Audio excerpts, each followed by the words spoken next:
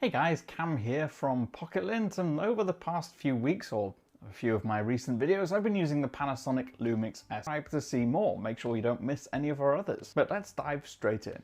So my first reason is the design and build, and there's a lot to like about it. Whether it's the angular frame or how relatively lightweight it feels, it's a compact full-frame camera that overall is smaller than the GH5, its micro four thirds sibling. And it's made of a sturdy alloy, so it feels nice and solid in the hand too. And it's splash resistant. But perhaps what I like more is the design of the buttons. The red accent from the ring around the burst settings dial or the red movie button both look great. Plus there's that large grip on the front that makes it really easy to hold onto with 4 fingers, while the movie button placement means you can reach over the top with your thumb really comfortably, without losing your grip. The buttons feel great when they're pressed too. They have a nice clicky feel to them. They don't feel weak or spongy. It just gives them that feel of quality about them. Reason number 2 is autofocus. Now, Panasonic's autofocus is really nice and quick, but the thing that I like the most about it is the focus on people. It automatically locks onto faces and eyes, but if while you're shooting the subject turns away from you, it'll quickly and automatically switch to focus on the body and keep them in focus rather than hunt around for other things to focus on. Now, there were a few times when shooting close-ups of plants and things where autofocus didn't work quite that well, but it doesn't take long to rectify that situation. And that's more a limitation on the lens rather than on the camera itself. Now, number 3 is USB-C charging, and that actually might seem like quite a minor one, but if you're out and about shooting, actually it can become quite a big deal. At home, you can just plug it into your phone or laptop charger and it'll just carry on charging. You never have to get the battery out and put it in its cradle.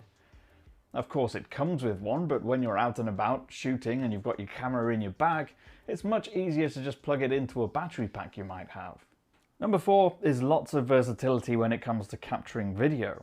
There are no shortage of resolutions or bit rates or color profiles to choose from with the S5. You can shoot 4K up to 60 frames per second. Now, it is worth noting that when you do shoot at 60 frames per second, it does crop into APS-C crop. So you do lose some of that full frame goodness. But if that's an issue for you, you can just shoot at 4K 30, using near enough the full sensor. Plus you can shoot in HLG footage for HDR videos. Now, while some of the more demanding settings like 4K 60 or 10-bit 4K with HLG added on do have a 30-minute maximum record time, if you just shoot at 4K 30 and 8 bits, you can get unlimited recording time, so just carry on filming until your battery dies. There are several picture profiles to choose from as well using this camera, so you can shoot in Vlog for that really nice flat grey look that's perfect for colour grading, but I end up using Cine D profile for most of my shooting to get as close to what I wanted straight out of the camera, because I don't really have a lot of time for colour grading in my own workflow. Now, low light performance is good too, generally speaking. You can push it all the way up to 51,200 ISO, but in our experience that's not something you really want to do that often, because when you crank it up that high, the picture does tend to get a little bit smushy. Stick to somewhere below the 2000 mark, and the noise, while noticeable when you look closely, doesn't really detract from the colours or the quality of the image when you're just looking at it at arm's length on your phone or on your TV.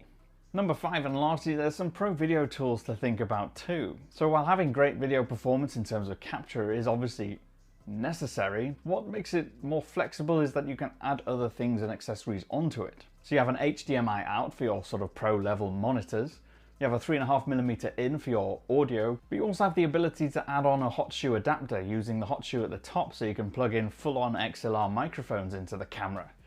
So it does a lot of things that you would expect from a pro camera, except it comes in this small package that's really versatile and flexible. And that's without mentioning the fact that you get 2 SD card slots in case you need those. So there you have it, 5 reasons why I love the S5, or 5 reasons why you should consider buying it.